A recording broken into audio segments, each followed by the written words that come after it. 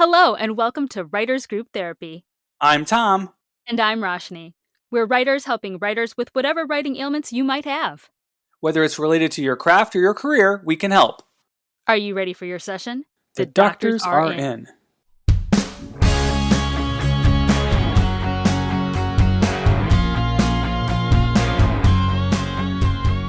Hi, Roshni. Hey, Tom. Hey, today on the show, I want you to meet a really cool writer-director. His name is Jeffrey Crane Graham. His film Always Lola won awards for Best Feature, Best Director, and Best Ensemble. Ooh. And it was recently released on all the major streaming platforms. Always Lola is, as Jeffrey calls it, a John Hughesian coming-of-age dramedy. And it centers on the aftermath of the title character when she has a tragic overdose. And she posthumously brings her five best friends together for an annual birthday camping trip. And they have to grapple with their loss. And they uncover a shocking secret. So it sounds really interesting. I can't wait to see it. Jeffrey also produces and co-hosts the podcast, The Screenwriting Life. So he's a fellow podcaster. Looking forward to hearing about that. And welcome to the show, Jeffrey. Thanks so much, and great intro. Should hire you to market our film now that it's out. Yeah, I've done enough of my own film marketing to know how hard that is. So, oh yes, we'll get to your film in a second, but we always like to start with a little background on how you got into screenwriting and directing, and what drove you to do this film at this time. Sure. Up until this movie, I really considered myself primarily just a writer. And I feel like I've just, as of recently, been billing myself as a writer-director, especially because the only award just for myself that I won during our festival circuit was a directing award, which has been very surprising for me. And I've kind of had to do like some identity gymnastics of being like, okay, I guess I am a director. But the reason I say all of that is because the very first kind of thing that happened to me in this industry was I optioned a half-hour pilot that got made on like a very small budget with a small production company in like South LA. And that pilot was pitched and played some kind of shorts festivals. And that got me some meetings. But yeah, I've been out in Hollywood for about 8 years. And I feel like most of my success, meetings or, that option have been primarily from writing. Where are you from, by the way? I'm from Cleveland, Ohio. So dude, I'm in Cleveland, Ohio. Are you in Cleveland? I'm on the east side of Cleveland. I'm Cleveland native. Where are you from? I'm from Solon. I grew up in Solon, and I live out in Chagrin Falls now. I love Chagrin, love Solon. Yeah. I'm from Bay Village, which is just south of Westlake, kind of near Lakewood and Avon Lake. That's like being in another country for us on the east side. It's true. So. I know. The east side does feel far. But it's funny because once you move to LA, it's like, Hollywood and East Hollywood, which are neighboring cities, are 30 minutes away depending on traffic, which is right. You can get to Solon in 30 minutes in Ohio. So I feel like my basic understanding of geography has been fundamentally warped since I moved out to Los Angeles. But the main kind of genesis behind this project was, I was having some success as a writer and kind of selling and optioning things, but anything that I had sold that was getting made and directed by someone else, I kind of had this feeling or this instinct, especially because I was allowed on set for that pilot that I mentioned, which is great because that's not always the case for writers. But I sort of had this instinct watching the director, like I maybe would have directed this scene differently. I would have wanted the actors to maybe intuit a scene this way, or I was even having the feeling like I don't know anything about cameras or lenses, but like I think it should look more like this. And I realized more and more on set as I was like having that instinct, really what that indicated to me was this kind of like quiet yearning to direct. And I'm at the point right now where I feel pretty strongly that I'm best directing my own material. I haven't yet directed something that someone else has written. But I think that's a good indicator of what you really want as a creative, is if you're watching something, you're experiencing something and having this nagging kind of instinctual feeling like, if I had my creative pause on this, it would go in this direction. That can be a good barometer for you that maybe you want to pursue that. Cool. Yeah. So then, did you start writing in Cleveland before you moved out to LA, or did you start, was it kind of like, I'm going to LA to become a writer? I was writing in college. So I think probably like most writers, I like started writing in, middle school, high school, like short stories. I like outlined a novel when I was in high school, but I still don't know if I have the stamina to write a novel. I always like kind of view novelists as like the real writers. Maybe one day. But I really, after watching the movie Little Miss Sunshine, that was kind of the movie that made me think like, wow, someone wrote this movie. There was a lot of movies that I had loved up until that point, but I think that movie specifically kind of like like kind of turned a switch in my brain to think, wow, there's like a script behind this, and someone specifically wrote the words on the page that these actors are saying. And because of that, I think I wrote like two. Can I swear? I'm trying to remember. You guys don't typically swear on the show, right? We usually bleep it out. I will edit myself then. I wrote like two really crappy feature films in college, but that was kind of what gave me the bug. And very bizarrely, after I graduated college, I booked a 6-month contract as a cruise ship vocalist with some other guys from my a cappella group. So that's a very strange schedule because you're not working much. So while I was on the ship, I was writing quite a bit too. So I wrote another feature on the ship. So I moved out to LA with like 3 crappy feature films. But that had at least given me the experience to like get through a feature. And at that point, I started dabbling in TV writing, and that was when I wrote that pilot that got a little bit of attention and got made. Did that get you like representation? No, it's funny. It got me a bunch of meetings. So I've I've had some successful meetings with rep. I feel like not until this feature have I really been able to have real meetings with rep. But it's funny because the movie hasn't come out yet, and I feel like right when I started shopping to kind of launch like the next phase of my career was when the strike started. So that is still like sort of a next step for me that I'm still trying to kind of figure out. It's a weird thing to know when, and any meetings I've had with rep have been because they've come to me. And I think one thing I really need to grow, just to be candid on this show, because that's what you guys do, is that instinct to actually kind of like market yourself. Like I still have that instinct of kind of like wanting to be chosen. And so the meetings with rep that I've have are because they've come to me. And I think I'm realizing, now that the movie's out and we've gotten a little bit of trade attention, it's probably time for me to kind of start taking that decision into my own hands. It's interesting too with representation, like, I think whether you're an actor or a writer or whatever, you get into that thing of like, "Ooh, like, they want me," so you don't do your research and you don't do the homework and you Right. just pick whoever, like, comes at you first. Hmm. So, yeah, That's I totally right. get that. And I also think the myth of like your reps will make your career. I think like Mhm. I've been unrepped for a while, and I do think I'm like getting to the point where it would benefit me to have rep, just because like it's happening more and more that like if I'm taking a general meeting, I would love just like another brain to consult with to like approach the meeting well. Or I was pitching before the strike, and I feel like having just a creative partner to like work through those pitches with would be beneficial for me. But I think people have the misconception that like you get repped and then all of a sudden you're like an Oscar nominated writer. And most of the success that I've had are because I've set my own meetings. So I'm at a weird crossroads, and I do think it's time for me to like take that leap. That's on my list for this year. I mean, depending on how the strike resolves.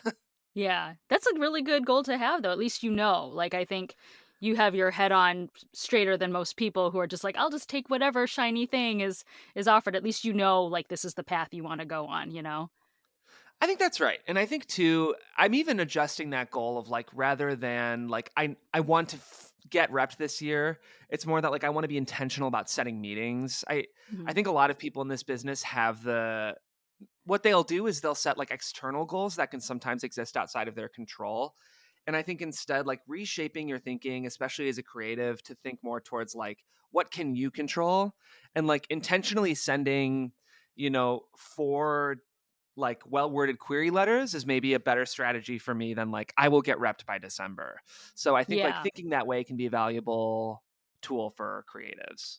that's actually a really good point because, yeah, like, winning an Oscar, I can't make you nominate me, but I can work towards, better film projects or something like that, so that's a really good point, for sure. Yeah, so much of this business is outside of our control.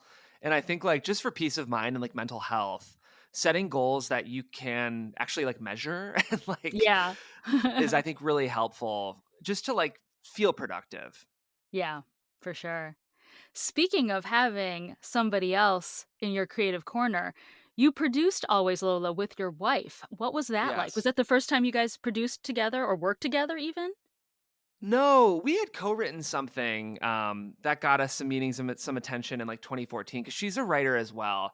Mm, She's now pretty much a full-time producer. I think she's a great joke writer, but doesn't necessarily love the grind of, like, development. mm. So I think, like, that's what we learned co-writing together. But she's still always my first reader, and she's really, really good at giving notes.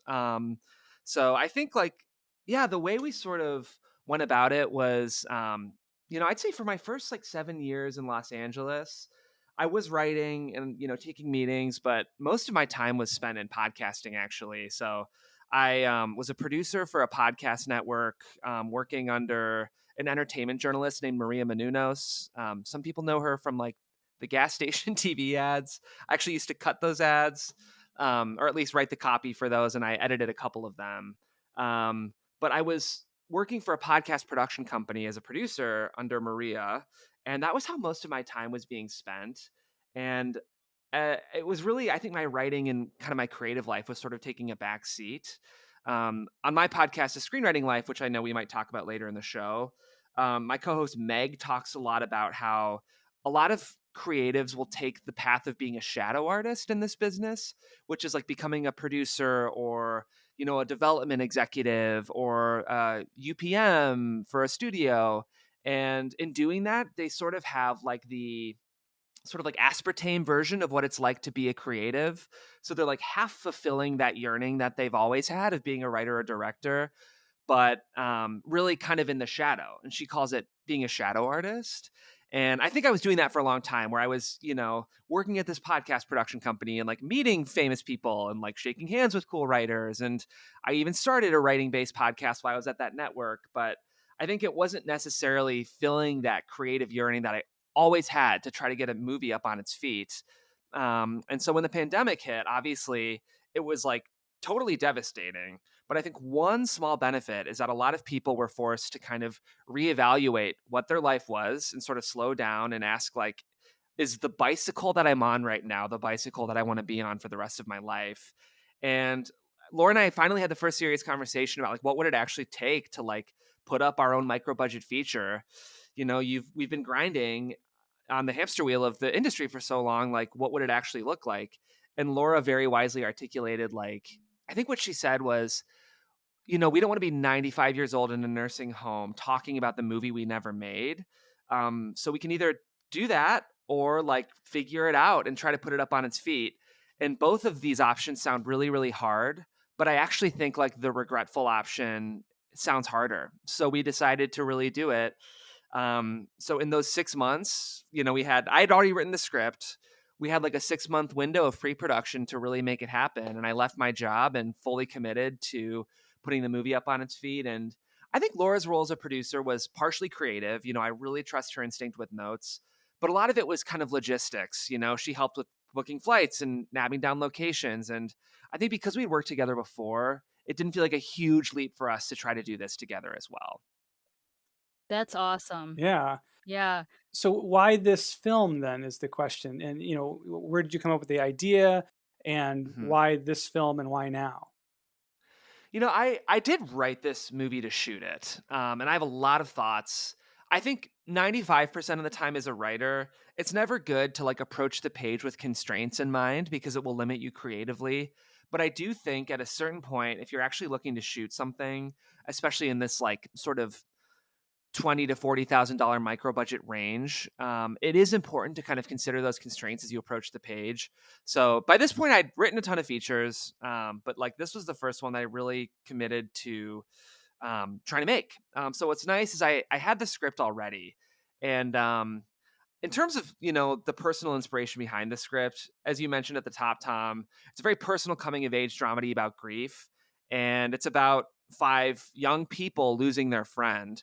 And I actually lost my best high school friend, and I think the thing I realized in that experience was young people have experiences with grief. Often losing like a grandparent or someone older than them, but I think every person can point to that peer, the first time they lost a peer, and how it's a totally different kind of grief and kind of come to Jesus moment for young people to like sort of have to confront their own mortality.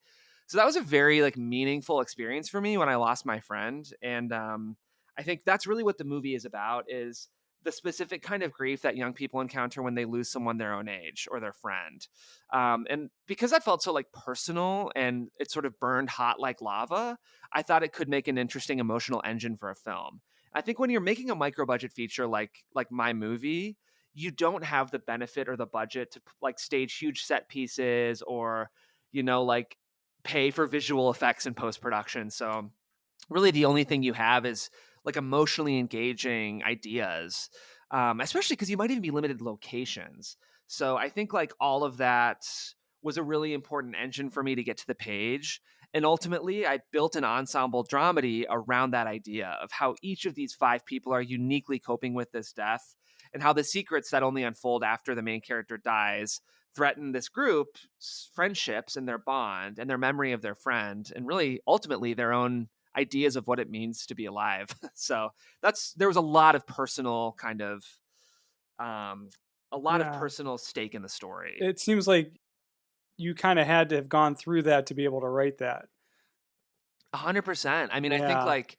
I think what I you should always write personally. I think like we've all been to movies that feel like they were written by a committee and sort of lack. One of my favorite things is when I go see a movie and I can almost feel the filmmaker talking to me. It's why Barbie's made $1.2 billion dollars, is because like everyone's like, I don't want to go see this movie about a plastic doll. But you realize it's like about Greta Gerwig wrestling with her own femininity in a business that's patriarchal, right? Like it feels so personal, even though it's this giant IP. And so I think that's kind of like the only superpower that writers have, is their own experience.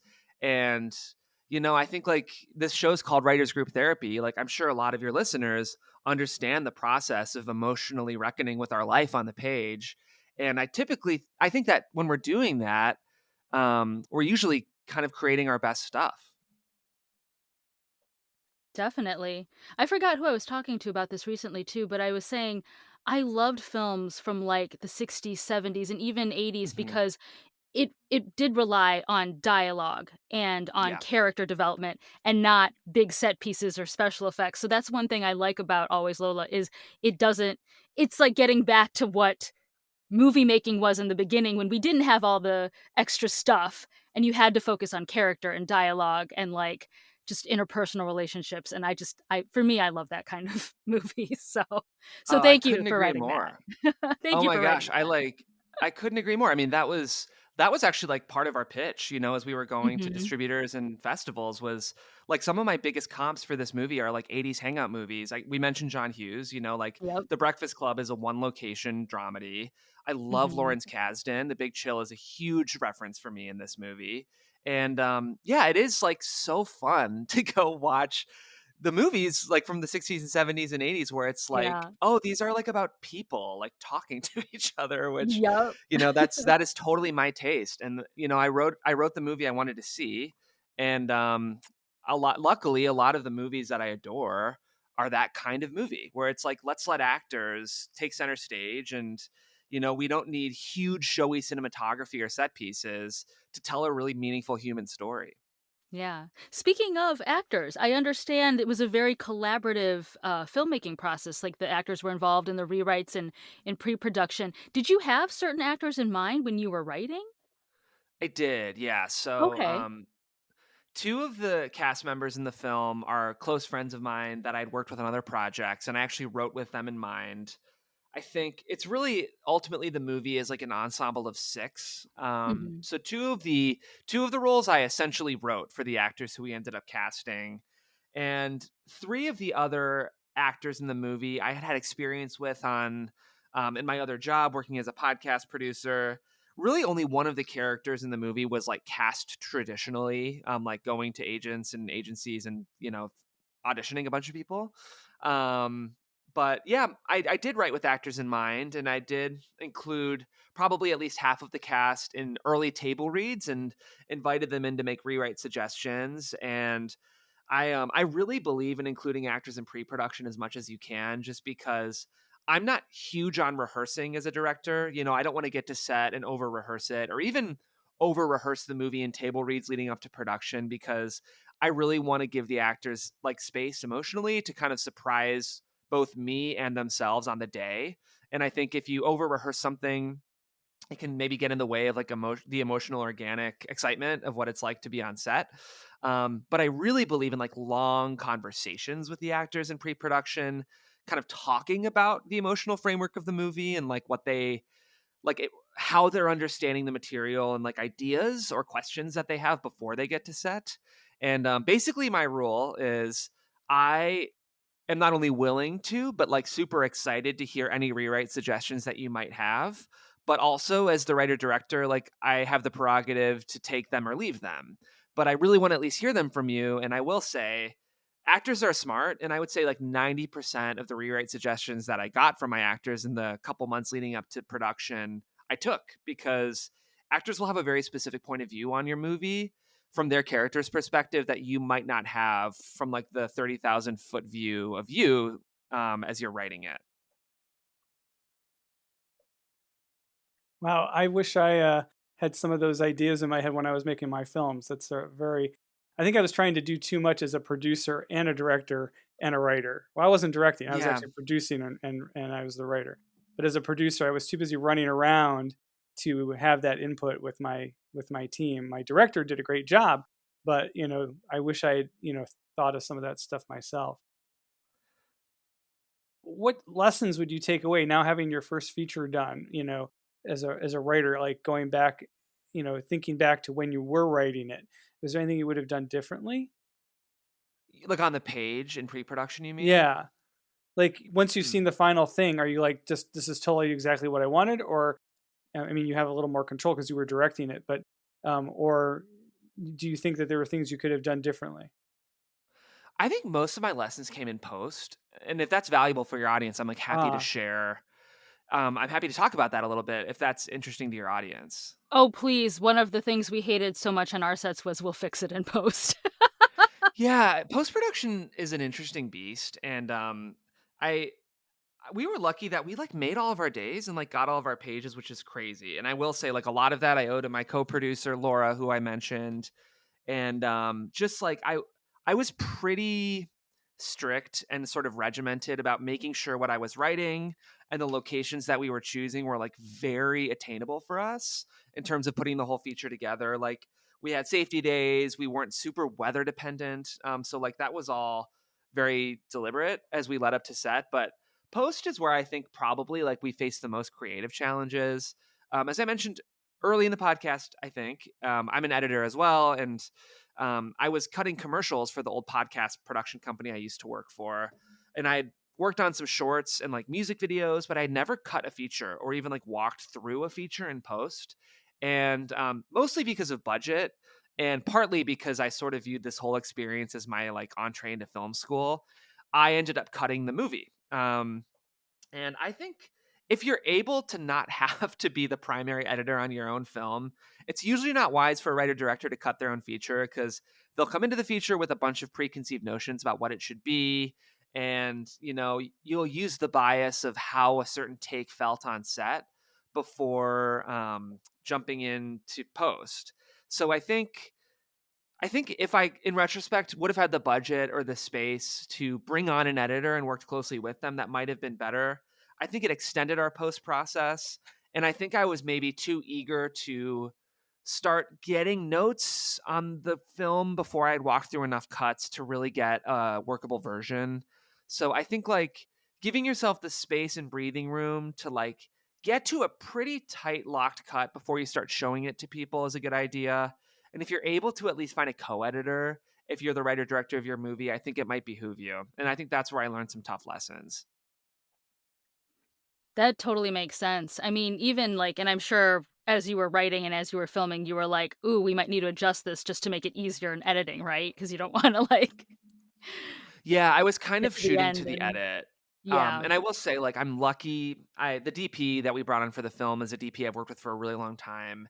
He shot that first pilot as like he was supposed to be an AC on the movie, but the main DP ended up dropping out, so he took over. And my feature was his 11th feature, so he had tons of Oh, experience. nice. He worked for a rate that he typically wouldn't work for because he's my buddy and he loved the script, and he also has points on the movie. So if and hopefully when we start making money on the film, he'll get some of those royalties, which is a great way to get really talented crew on a movie if you can't afford to pay them with not to pay them, but to pay them their rate as you're putting the Yeah. movie together. But he really understands story, and we spent a ton of time in pre-production being very, very specific about our shot list and like what we needed and wanted. So I do think like both of us had an idea of what the edit would look like before post, which was at least helpful. Like we had what we needed for the edit. I just think maybe I wasn't as judicious as I should have been about cuts, as we were putting together our early versions of the movie. You can just release the very extended director's cut later on then. Exactly.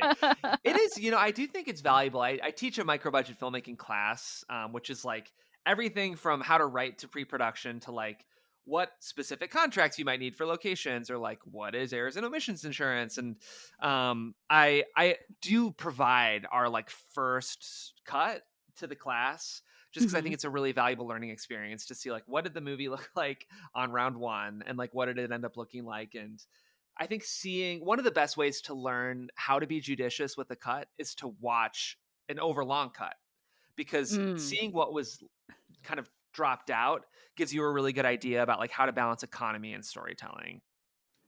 that's really cool. Excuse me. So, I do wanna ask about the class, but let's transition now into your podcast because I understand that you also produce a podcast and sometimes host called The Screenwriting Life, so tell us about that. Yeah, so it's been one of the like very wonderful and serendipitous developments of my professional life is this podcast. It's called The Screenwriting Life. I created the show with two writers from Pixar. One of them is named Meg LaFauve. She's Oscar nominated for co-writing Inside Out. She also wrote The Good Dinosaur. She has story by credit on Captain Marvel. She's going to be a writer on Inside Out 2, and that comes out next year. So she's like a real juggernaut in our industry. And her co-host Lorian is like equally reputable. She's an Emmy nominated showrunner. She created a show for YouTube. So I'm really lucky. I met these two writers through a screenwriting nonprofit called Cinestory, where I was serving as a mentor. And at the time, I was pretty much all in on like being a professional podcast producer, so working for that network.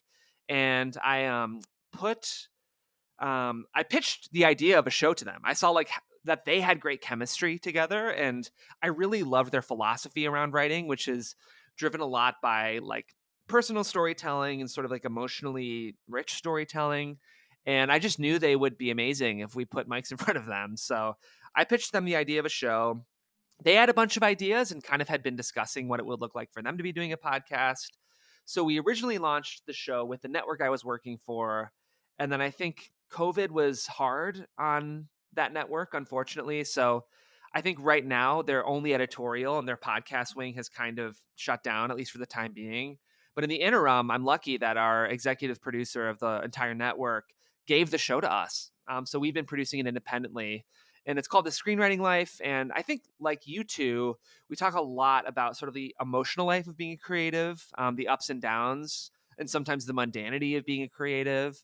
And we've had, we just had Jodie Foster on the show. Like we've had some really, really amazing guests. So it's been a really fun experience. Wow.